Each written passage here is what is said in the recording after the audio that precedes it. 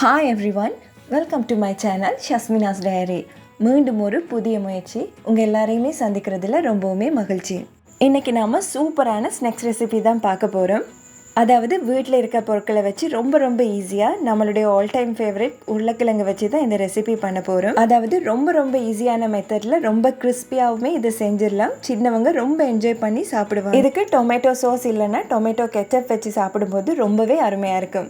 இந்த ஈஸியான potato nuggets recipe எப்படி செய்யலாம்னு பார்க்கலாம் வாங்க.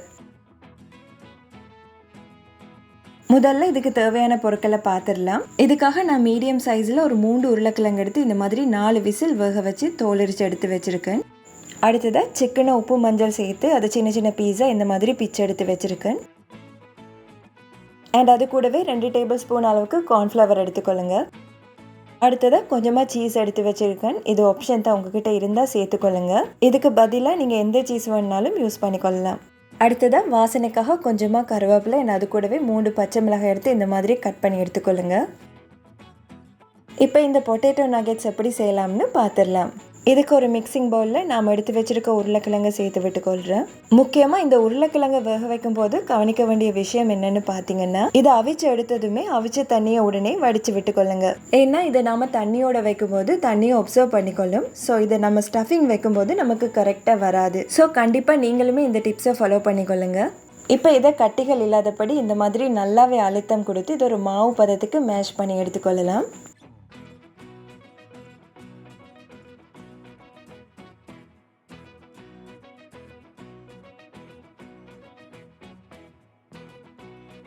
இப்போ இந்த உருளைக்கிழங்கு இந்த மாதிரி நல்லாவே மேஷ் பண்ணி எடுத்ததுக்கு அப்புறமா நான் இது கூட சிக்கன் பீசஸை சேர்த்து விட்டுக்கொள்கிறேன். கூடவே எடுத்து வச்சிருக்க 2 டேபிள் ஸ்பூன் அளவு கார்ன்ஃப்ளவரையும் சேர்த்து விட்டுக்கொள்ளுங்க.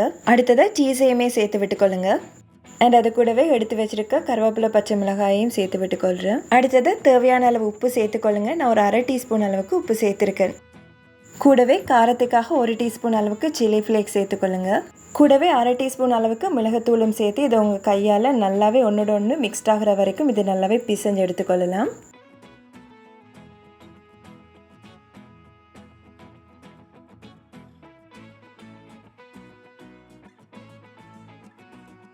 இப்போ இதை இந்த மாதிரி நல்லாவே பிசைஞ்சு எடுத்ததுக்கு அப்புறமா இது நான் 2 சம பகுதியெல்லாம் பிரித்து எடுத்துக்கொள்கிறேன். ஏன்னா நான் இதில் இருந்து இன்றைக்கி 2 ஷேப்ஸில் நகெட் செஞ்சு எடுத்துக்கொள்ள போகிறேன். ஸோ இதை இந்த மாதிரி சமனாக பிரித்து எடுத்துக்கொள்ளுங்க. அடுத்ததாக உங்கள் கைகளில் கொஞ்சமாக எண்ணெய் தடவி இதிலேருந்து ஒரு பகுதி எடுத்து இந்த மாதிரி ரோல் மாதிரி உருட்டி எடுத்துக்கொள்ளுங்க.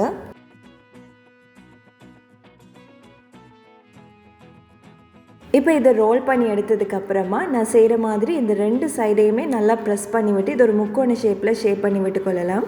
அதாவது நம்ம ஏன் இப்படி பண்ணுறோம்னா ஒரே டைம்லேயே ரொம்ப ஈஸி அண்ட் குயிக் அண்ட் ஃபாஸ்ட்டாகவே எல்லாத்தையுமே ஷேப் பண்ணி எடுத்துக்கொள்ளலாம். அதாவது நீங்கள் டொப்லரோன் சாக்லேட் பார்த்துருப்பீங்க இல்லையா, அதே மாதிரி இதையுமே செஞ்சு எடுத்துக்கொள்ளுங்க. முக்கியமாக இதோட உச்சியை கூராக்கி விட்டுடாதீங்க, இந்த மாதிரி வளைச்சி விட்டுக்கொள்ளுங்க.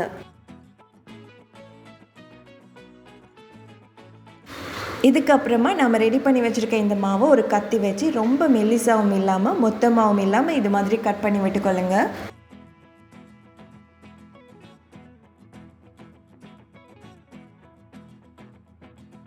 இதுக்கப்புறமா நம்ம கட் பண்ணி வச்சுருக்க ஒவ்வொரு துண்டுகளையும் இந்த மாதிரி முக்கோண ஷேப்பில் இதை ஷேப் பண்ணி விட்டுக்கொள்ளலாம்.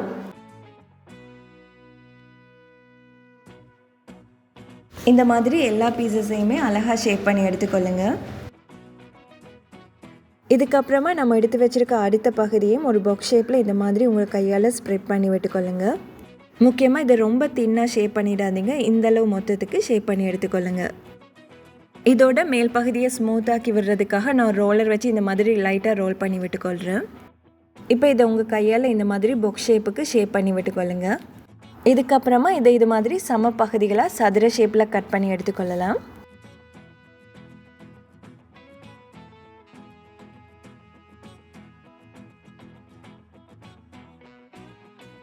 இப்போ நம்ம கட் பண்ணி வச்சுருக்க பீசஸை இந்த மாதிரி உங்கள் கையால் ஷேப் பண்ணி விட்டுக்கொள்ளுங்க.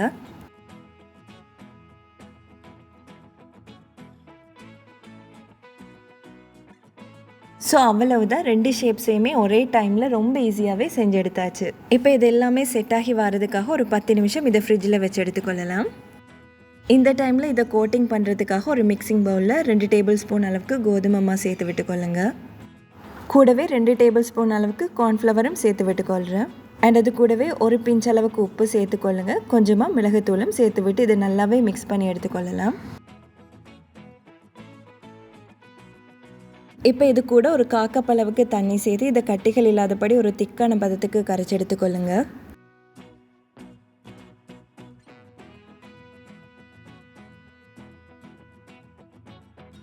இப்போ இந்த மாவோட கன்சிஸ்டன்சி பார்த்தீங்கன்னா இந்த பதத்துக்கு இருக்கணும். அடுத்ததாக இதை கோட்டிங் பண்ணுறதுக்காக கொஞ்சமாக பிஸ்கட் தூள் எடுத்து வச்சுருக்கேன். 10 நிமிஷத்துக்கு அப்புறமா நாம் ஃப்ரிட்ஜில் வச்சுருக்க பீசஸை வெளியில் எடுத்துடலாம். எதுக்காக இப்படி பண்ணுறோம்னு கேட்டிங்கன்னா அப்போ தான் இந்த பீசஸ் எல்லாமே நல்லாவே செட் ஆகி வரும். அண்ட் அதோட இதை டிப் பண்ணும்போது பார்த்திங்கன்னா இது உடையாமல் ரொம்ப பர்ஃபெக்டாகவே நமக்கு கிடைக்கும். ஸோ இந்த டிப்ஸையுமே கண்டிப்பாக ஃபாலோ பண்ணி செஞ்சுக்கொள்ளுங்க. இதுக்கப்புறமா நம்ம ரெடி பண்ணி வச்சுருக்க பீசஸை இந்த மாவோட டிப் பண்ணி எடுத்துக்கொள்ளலாம். எடுத்து இதை பிஸ்கட் தூளோடு சேர்த்து விட்டுக்கொள்கிறேன். இப்போ இதை இந்த பிஸ்கட் தூளோடு சேர்த்து ஒரு கோட்டிங் பண்ணி விட்டுக்கொள்ளலாம். ஸோ இந்த மாதிரி எல்லா பகுதிகளையும் படுற மாதிரி இதை கோட்டிங் பண்ணி விட்டுக்கொள்ளுங்க. இதே மாதிரி எல்லா பீசஸையுமே மாவோட டிப் பண்ணி பிஸ்கட் தூளோட கோட்டிங் போட்டு விட்டுக்கொள்ளலாம். உங்களுக்கு தேவை அப்படின்னா நீங்கள் அகைன் இன்னொரு கோட்டிங் கூட தாராளமாக போட்டு விட்டுக்கொள்ளலாம். இந்த பீசஸ் எல்லாமே கொஞ்சம் பெரிய சைஸ்லேயே உங்களுக்கு கிடைக்கும்.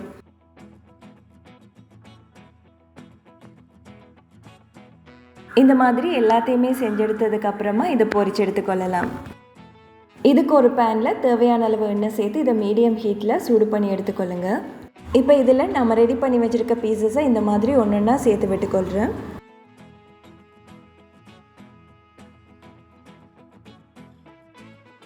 முக்கியமாக இதை ஹை ஃப்ளேமில் வச்சிடாதீங்க.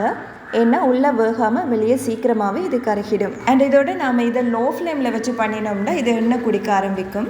ஸோ இது எல்லாத்தையுமே மீடியம் ஹீட்டில் வச்சு பொரிச்சு எடுத்துக்கொள்ளுங்க. இப்போது ஒரு 2 நிமிஷம் ஆனதுக்கப்புறமா இதை அடுத்த சைடு மாற்றி விட்டுக்கொள்ளலாம். இதே மாதிரி 2 சைடுமே நல்லா கோல்டன் ப்ரௌன் கலர் ஆகிற வரைக்கும் இதை பொரிச்சு எடுத்துக்கொள்ளுங்க. இப்போ பார்த்தீங்கன்னா இது நல்லாவே கலர் சேஞ்ச் ஆகி வந்திருக்கு. இந்த டைமில் இதை வெளியில் எடுத்துடலாம். நம்மளுடைய பொட்டேட்டோ நகெட்ஸ் சூப்பராகவே ரெடியாகி வந்திருக்கு. பொதுவாக நாம் சிக்கன் நகெட்ஸ் தான் சாப்பிட்ருக்கோம் இல்லையா? பட் இந்த மாதிரி பொட்டேட்டோ வச்சு சாப்பிட்டு பாருங்கள், ரொம்பவே அருமையாக இருக்கும். ஸோ கண்டிப்பாக நீங்களும் இதே மெத்தடில் ட்ரை பண்ணி பாருங்கள். வீட்டில் இருக்கவங்க ரொம்ப விரும்பி சாப்பிடுவாங்க. இந்த முயற்சிக்கான பலன் உங்கள் அன்பான ஆதரவும் அழகான சொற்களும் தாங்க. முயற்சி செய்கிறவங்களுக்கு கை கொடுக்கணும்னா உங்கள் அன்பானவங்களுக்கு ஷேர் பண்ணுங்கள், தோள் கொடுங்க. இதே போல் மீண்டும் ஒரு புது முயற்சியில் முடிந்தால் சந்திப்போம். அதுவரை மகிழ்ச்சியாக வாழ்வோம், முடிந்தால் வாழ வைப்போம். Bye bye.